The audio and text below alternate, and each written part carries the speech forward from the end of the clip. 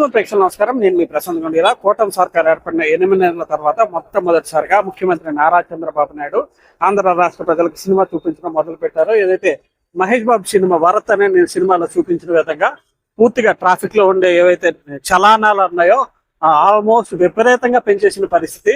ఏదైతే హెల్మెట్ లేకపోతే గతంలో 100 రూపాయలు ఉండేది దాన్ని 1000 రూపాయలు చేశారు. అదేవిధంగా హెల్మెట్ లేకుండా రైడర్ ఇద్దరు కూడా దానికి 1000 రూపాయలు చేశారు. అదేవిధంగా సక్రమంగా నెంబర్ ప్లేట్ లేకపోతే దానికి హెవీ వెహికల్స్ కి అయితే 600, నార్మల్ వెహికల్స్ కి అయితే 300. అదేవిధంగా పత్రాలు లేకుండా ఉంటే గతంలో 100 రూపాయలు ఉండేది, ఇప్పుడు హెవీ వెహికల్స్ కి 600, అదేవిధంగా నార్మల్ వెహికల్స్ కి 300. యూనిఫామ్ లేకుండా టాక్సీ డ్రైవర్లు అయితే హెవీ వెహికల్స్ కి 300, నార్మల్ వెహికల్ ఆటో లాంటి వెహికల్స్ కి అయితే 150 రూపాయలు. డ్రైవింగ్ లైసెన్స్ లేకపోతే గతంలో 1000 రూపాయలు ఉండేది, దాన్ని ఏకంగా ఇప్పుడు 5000 అయితే చేసేసారు. ఎవరైతే డ్రైవింగ్ లైసెన్స్ లేకుండా వెళ్తారో వారు ఇప్పుడు భారీగా చేతిలో మరి వదిలించుకోవాల్సి ఉంటుంది. గతంలో అధిక వేగంతో వెళ్తే గతంలో అయితే 400 మాత్రమే ఉండదు, ఇప్పుడు హెవీ వెహికల్స్ కి అయితే 2000 రూపాయలు, నార్మల్ వెహికల్స్ కి 1000 రూపాయలు ఇక్కడ చూపిస్తున్న పరిస్థితి. ప్రమాదకరంగా డ్రైవింగ్, ఇది మరీ చెప్పుకోవాల్సిన విషయం. ప్రమాదకరంగా డ్రైవింగ్ చేస్తే గతంలో 1000 రూపాయలు ఉండేది, ఇప్పుడు హెవీ వెహికల్స్ కి అయితే ఫస్ట్ టైం 2000, సెకండ్ టైం కూడా అదే రిపీట్ అయితే 10,000 రూపాయల ఫైన్ అయితే చేయడం అయితే జరిగింది. గతంలో ఏదైతే కాలుష్య నియంత్రణ లాంటి పాటించిన వెహికల్స్ కి 1000 రూపాయలు ఉండేది, ఇప్పుడు హెవీ వెహికల్స్ కి 3000, నార్మల్ వెహికల్స్ కి 1500 చేశారు. ఇన్సూరెన్స్ లేకుండా నడిపితే గతంలో 1000 రూపాయలు ఉండేది, ఇప్పుడు దాన్ని 2000, 4000 రూపాయలు, సెకండ్ టైం 4000 రూపాయలు. అనధికార వ్యక్తికి వాహనాలు నడపడానికి అనుమతిస్తే, ఎవరైనా మనకు తెలియని వ్యక్తులకు, అనధికార వ్యక్తులకు వాహనాలు నడపడానికి అనుమతిస్తే గతంలో 1000 రూపాయలు ఉండేది, ఇప్పుడు ఏకంగా 5000 చేశారు.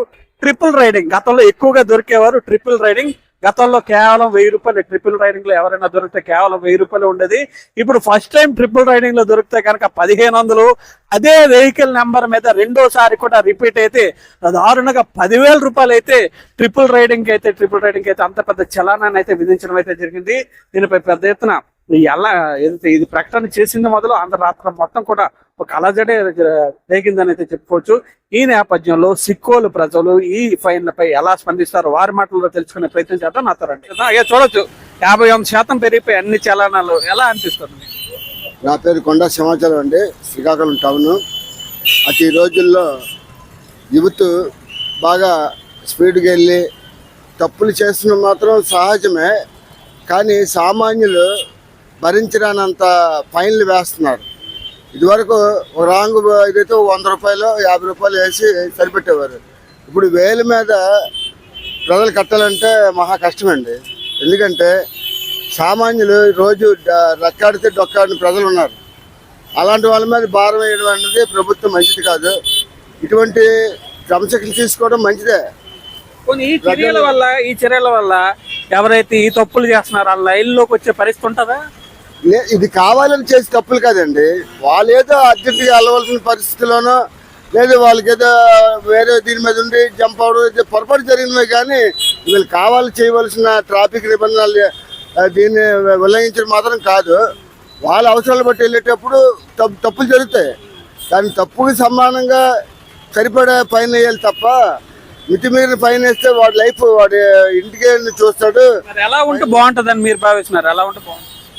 ఇది వరకు ఎలా చేశారు ఫైన్లు, అలాగే వేస్తూ ప్రజలకి అవేర్నెస్ కల్పించాలండి. పోలీసులు ఒక దగ్గర పెట్టి మీకు ఎలా ఉండాలంటే వాళ్ళు బ్రెయిన్ వాష్ చేసి వాళ్ళకి అవగాహన కల్పించాలి.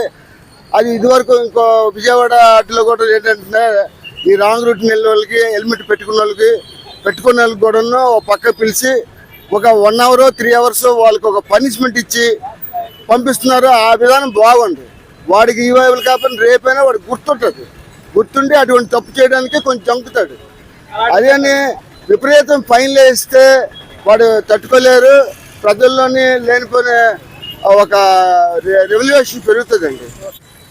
చాలా ఎక్కువగా ఉన్నాయండి ట్రాఫిక్ చలానాలు. దీన్ని గవర్నమెంట్ తగ్గిస్తే బాగుంటుందని నేను అనుకుంటున్నాను. గతంలో ఒక ఇది ఉండేది, ఇప్పుడు ఏకం 90-100% పెంచేశారు. సామాన్లపై భారం ఉంటుంది. నిత్యావసర వస్తువుల మీద కానీ, ఆయిల్ మీద కానీ, మళ్ళీ కరెంట్ ఛార్జీలు కానీ అన్ని ఛార్జీలు కూడా బాగానే పెంచారు. తొలి అనుకోం దానికి అధిగమించి పెంచారు. ఇప్పుడు చాలా ట్రాఫిక్ చలానాల పెంపు వల్ల ఏదైతే ప్రమాదాలు కంట్రోల్ అవుతాయని అలా కంట్రోల్ అవుతాయి ఏవి అవ్వండి, అది వచ్చింది అనుకోవడం. మరి ఎలా ఇప్పుడు ట్రాఫిక్ చలానాలు ఎలా ఉంటే మళ్ళీ బాగుంటుంది? చలాన్ కొంచెం తగ్గిస్తే బాగుంటుంది వాళ్ళు. చలనాల రేట్లు పెంచడం అనేది ఒక రకంగా తప్పే, కానీ ప్రజలందరూ హెల్మెట్ పెట్టుకోవాలనేసి మేము అనుకుంటున్నాము. మీరు రెగ్యులర్ గా క్యారీ చేస్తారా హెల్మెట్? గత 15 సంవత్సరాల నుంచి నేను హెల్మెట్ లేకుండా 1 కిలోమీటర్ కూడా జర్నీ చేయలేదు. ఎప్పుడు హెల్మెట్ మీద చలానా కూడా మీరు ఎప్పుడు కట్టలేదు? ఎప్పుడు చలన ఎందుకు అంత ఇంపార్టెన్స్ ఉందా హెల్మెట్ కి? మిగిలిన వాళ్ళందరికి చెప్పాలి మీరు అంత రేట్లు పెట్టి. తప్పనిసరిగా ఉంది సార్. ఎందుకంటే మన మీద ఆధారపడి ఒక కుటుంబం అనేది ఆధారపడి ఉంది. ఎంతో మంది హెల్మెట్లు లేక, కేవలం హెల్మెట్లు లేక ప్రాణాలు కోల్పోయినటువంటి సందర్భాలు ఉన్నాయి. కాబట్టి ప్రతి ఒక్కరు కూడా దీన్ని అర్థం చేసుకొని హెల్మెట్లు యూజ్ చేయాలనేసి మేము అనుకుంటున్నాం. కొంతమంది ఇక్కడే లాజిక్ చెప్తారు, హైవేలో అయితే హెల్మెట్ అవసరం, నార్మల్ టౌన్ లో అయితే అవసరం లేదు. ఎక్కడైనా అవసరమే కదా మరి. ఎక్కడైనా అవసరమే సార్. అది ప్రమాదం ఏ రకంగా వస్తుందో మనం చెప్పలేం కదా. అందువల్ల ఎక్కడైనా హైవే మీద కావచ్చు, పల్లెటూరులోనైనా సరే యూజ్ చేస్తే మంచిది. ఇంత చలానాలు పెంచడం ఇవంతా ఒకటి, చలానాలు పెంచడం సామాన్యుల మీద భారం పడుతుంది. ఎలా? ఇది భారం అనేసి ఇటు పరిస్థితుల్లో కూడా అనుకోకూడదు సార్, బాధ్యత అనేసి అనుకోవాలి. ఇప్పుడు భారం అనుకున్నప్పుడు హెల్మెట్ కొనుక్కోవచ్చు కదా. 1500 అయితే మంచి హెల్మెట్ వస్తుంది. భారం ఎందుకు అవుతుంది? తక్కువ మాది అంత ఎక్కువ పెంచితే ఎలాగా చూస్తున్నారు ఏమని చెప్తున్నారు? ప్రజలు బాధపడతారు కదా. మరి అంత ఎక్కువ పెంచితే వచ్చిన ఆదాయం తక్కువ. ఇలాంటి చాలా సార్లు 2 సార్లు కట్టాను. అప్పుడు ఎంత పెట్టవచ్చు? ఒకసారి 1200 కట్టాను. ఇప్పుడు 1000, 500, 1500 మిగతా అన్ని విషయాల్లో బాగానే ఉంది, కానీ చలానాలు మాత్రం బాగా ఎక్కువ పెంచాలి, తగ్గించాలి. అంత చలానాలు అంటే మళ్ళీ అంటే సామాన్యులు భరించలేరు కదా. తగ్గించి కొంచెం మంచిగా చేస్తే బాగుంది. సామాన్యుడు రైల్లో వస్తారు. ఈ సిటీలోనే హెల్మెట్లు గట్రా పెట్టుకునే ఇబ్బంది ఏంటి సార్?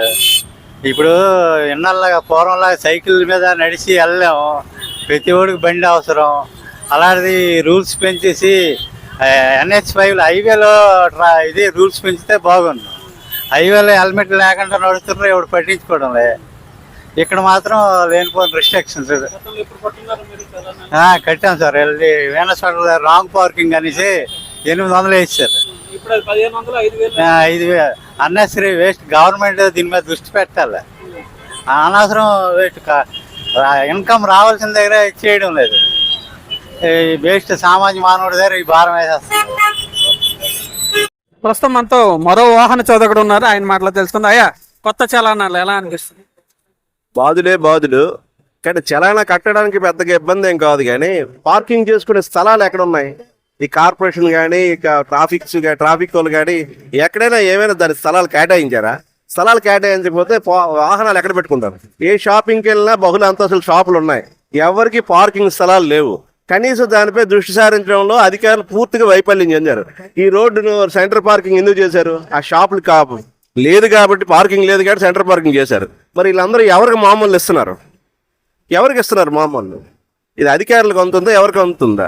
దీనిపై ప్రజలు ఎంత ఇబ్బంది పడుతున్నా ట్రాఫిక్ సమస్యలపైన మాట్లాడడానికి అందరూ మాట్లాడతారు. ఏ ఇబ్బందులు పడుతున్నా ట్రాఫిక్ సమస్యలకు వెళ్ళినప్పుడు, ఏ షాపింగ్కి వెళ్తే ఆ షాపింగ్కి వెళ్ళడానికి ఆడ ఫ్యామిలీతో వెళ్ళాలంటే ఎలాగెళ్తాడు? ఒక కారులో వెళ్తాడు, బండి మీద వెళ్తాడు. బండి పెట్టుకోవడం కూడా ప్లేస్ లేని పరిస్థితుల్లో ఉన్నప్పుడు ఏ విధమైన చేస్తున్నారు? దీనికి బిల్డింగ్లు ఇచ్చినప్పుడు, అనుమతులు ఇచ్చినప్పుడు కమర్షియల్ షాపులకి ఇస్తున్నారా, రెసిడెన్షియల్ షాపులకి ఇస్తున్నారా? కమర్షియల్ షాపులకి అయితే కమర్షియల్ షాపులు ఎన్ని ఉన్నాయి? కమర్షియల్ షాపులు పార్కింగ్ ఎందుకు ఉంచరు? ఇప్పుడు బహుళ అంతస్తులు మొన్న సౌత్ ఇండియా షాపింగ్ మాల్ కాలిపోయింది. దాని మీద ఏవైనా సరే అలా అగ్నిమాపక శాఖ కానీ ఏది కానీ ఏమైనా చేసిందా? ఆ రోజు తెల్లవారుజామున జరిగింది కాబట్టి సరిపోయింది. అదే షాపింగ్ టైంలో అయితే ఏ పరిస్థితి ఏంటి? ప్రజల ప్రాణాలు కాపాడవలసిన బాధ్యత ఎవరిది? సామాన్యుడి బాధ్యత ఎవరిది? ప్రభుత్వాలు దీనిపై దృష్టి పెట్టాలి. ప్రస్తుతం మనతో Srikakulam traffic assistant sub inspector Ganapathi Rao ఉన్నారు. ఈ ట్రాఫిక్ చలాన్లపై కొద్దిసేపటి క్రితమే వాళ్ళ ఎవరైతే ముందు ఫైన్లు కాదు అందరికీ కూడా అవగాహన కూడా కల్పిస్తున్న పరిస్థితి ఉంది. ఈ చలాన్లు ఎలాంటి పరిస్థితుల్లో వేస్తారు, ప్రజల నుంచి ఎలాంటి రెస్పాన్స్ ఉందో ఆయన మాటలో తెలుసుకుందాం. గణపతిరావు గారు, కొత్త చలాన్లు ప్రజలకు చొక్కలు చూపిస్తున్నాయా? ఎలా ఉంది పరిస్థితి? ప్రస్తుతానికి కొంతమంది చాలా వరకు తెలుసుకోగలుగుతున్నారు. దానిపైన వచ్చాము.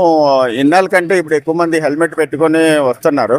ఏ ఒక్కరు కొంచెం అటు ఇటు అవుతున్నారు. ఈ హెల్మెట్ మీద ఒక డౌట్ సార్, నేను చాలా మంది క్వశ్చన్ అడిగేటప్పుడు హైవేల్లో అవసరం కదా, టౌన్లో అనవసరం కదా అని కొంతమంది క్వశ్చన్ రైట్ చేస్తారు. ఎక్కడైనా అవసరమేనండి. హైవేలోనే యాక్సిడెంట్స్ అవుతాయని అనేది అది కరెక్ట్ కాదు. బయట ఈ టౌన్లో కూడా ఉన్న అందరూ ఒకలాగా ప్రయాణించరు కదా. ఎవరో ర్యాష్ డ్రైవింగ్ వల్ల ఈయన ఎంత కేర్గా వెళ్ళినా సరే ఆయనకు కొంచెం ఆపద కలిగించే అవకాశం ఉండొచ్చు. అది ఇక్కడ అక్కడ అనేది అయితే లేదు. మరి ఆ నిబంధనలు గవర్నమెంట్ మరి ఎంతవరకు అది నాకైతే తెలియదు. కానీ హెల్మెట్ అనేది మనిషికి ఎప్పుడు కూడా ముఖ్యమైనది. నేను ఇంటి దగ్గర నుండి బయలుదేరుతాను, హెల్మెట్ పట్టుకొని వస్తాను. ఒకవేళ నేను మర్చిపోయినా మా మిస్సెస్ వచ్చాం హెల్మెట్ పట్టుకొని వెళ్ళండి అనేసి అంటుంటారు. ఇది ఈ పరంగా మీరు కేర్ఫుల్ గా ఉన్నారు. గతంలో అయితే 100-150 రూపాయలు హెల్మెట్, ఈ మధ్యన 1000 రూపాయలు కూడా వేశారు. వేసే టైంలో ప్రజల రియాక్షన్ ఆ క్షణంలో ఎలా ఉంది? 1000 రూపాయలు అన్నాం, ఒకసారి వాళ్ళు భయానికి గురవుతున్నారు. దాని మీద వచ్చి హెల్మెట్లు పెట్టుకుంటారు. చాలా మంది ఎక్కువగా పెట్టుకుని వస్తున్నారు. 1000 రూపాయలు చలానా కట్టే బదులు 1000 రూపాయలు హెల్మెట్ కొనుక్కుంటే బెస్ట్ అని. అది మరీ మంచిదే కదా. దాని ఒక రోజుతో అయిపోయింది కాదు కదా. అందుకే 1100 రూపాయలు 1000 రూపాయలు హెల్మెట్ కొనుక్కోవడం లైఫ్ లాంగ్ ఉపయోగపడుతున్నది. ఇది రోజు ఇంప్లిమెంట్ చేసి ఎన్ని రోజులు అవుతుంది? ఈ మధ్య కాలంలోనండి. ఈ మధ్యకాలంలో ఎన్ని కేసులు రిజిస్టర్ అయి ఉంటారు మీ అంచనా? మరి అది స్టేషన్ లెవెల్లో ఉంటాయి. టోటల్ గా ఎన్ని కేసులు. హెల్మెట్ తో పాటు ఇంకేవేవి చలానాలు భారీగా పెంచారు? రాంగ్ రూట్ కానీ అదే రాంగ్ పార్ట్ నిన్ను రాంగ్ పార్కింగ్ అయితేనేమి, వితౌట్ హెల్మెట్ అయితేనేమి, తర్వాతను ఈ ఓవర్లోడ్, ఇవన్నిటిపైన అన్నిటి మీద రైజ్ చేశారు ఫైన్లు. ఇది వరకు కంటే ఎక్కువ చేశారు. వీళ్ళలో ఒక రకమైన ప్రజల్లోనే మరి కొంచెం అవేర్నెస్ వచ్చి ఈ రకంగానే కొన్ని ఈ రూల్స్ రెగ్యులేషన్ ప్రజల అవేర్నెస్ అయితే హెల్మెట్ల పరంగా రాంగ్ పార్కింగ్ పాటిస్తున్నారు చాలా వరకు. కొద్దిగా అక్కడక్కడ మళ్ళీ పల్లెటూరు నుండి వచ్చే వాళ్ళు కొద్దిగా అవాయిడ్ చేస్తున్నారు. వాళ్ళకి కూడా తెలియజేస్తున్నారు. మీరేమైనా మనోళ్ళు అడి చూపిస్తున్నారో చూడగానే ఫైన్ పడిపోతుంది, ఎలా వెళ్తున్నారు మీరు? అంటే పల్లెటూరు నుండి వచ్చే ఊళ్ళో ఉండే వాళ్ళకి అయితే తెలిసిపోతుంది. పల్లెటూరు నుండి వచ్చే వాళ్ళకైతే కొద్దిగా వాళ్ళకు అవేర్నెస్ తక్కువ కదా. ఇల్లిటరేట్స్ వాళ్ళు అందరూ ఉంటారు. దాన్ని బట్టి వాళ్ళకి చెప్పడం జరుగుతున్నది. ఇలా మీరు ప్రయాణించడం కరెక్ట్ కాదు అనేసి చెప్తున్నాం. సార్, ఇది Srikakulam traffic assistant sub inspector Ganapathi Rao గారు అయితే క్లారిటీ ఇచ్చేశారు. కొత్త చలానాలు ప్రజల్లోకి అయితే ఒక్కసారి షాకింగ్ గురయ్యారని, గతంలో 100-150 వేసే చలానాలు ఇప్పుడు గరిష్టంగా హెల్మెట్లు ఏందైతే 1000 రూపాయలు, మిగిలిన చలానాలు 5000, 10,000, 15,000 కూడా ఒక చలానా పడుతుండడంతో ఒక్కసారి షాక్ గురవుతున్నారు. నెల జీతం అంతా క్షణంలో ఆవిరైపోతుండడం చాలా మంది షాక్ అయితే అవుతుంది. అయితే గణపతిరావు గారు చెప్పిన దాని ప్రకారం ప్రజల్లో ఇప్పుడే అవగాహన వచ్చేసిందని, చాలా వరకు హెల్మెట్లు పెట్టుకొని ప్రయాణిస్తున్నారని, భవిష్యత్తులో ఇదే కొనసాగితే ప్రమాద రహిత రహదారులను భవిష్యత్తులో చూసే అవకాశం ఉందని గణపతిరావు చెప్తున్న పరిస్థితి ఉంది. శ్రీకాకుళం నగరం నుంచి కెమెరా పర్సన్ నాగుతో ప్రశాంత్, తెలుగు వన్ న్యూస్.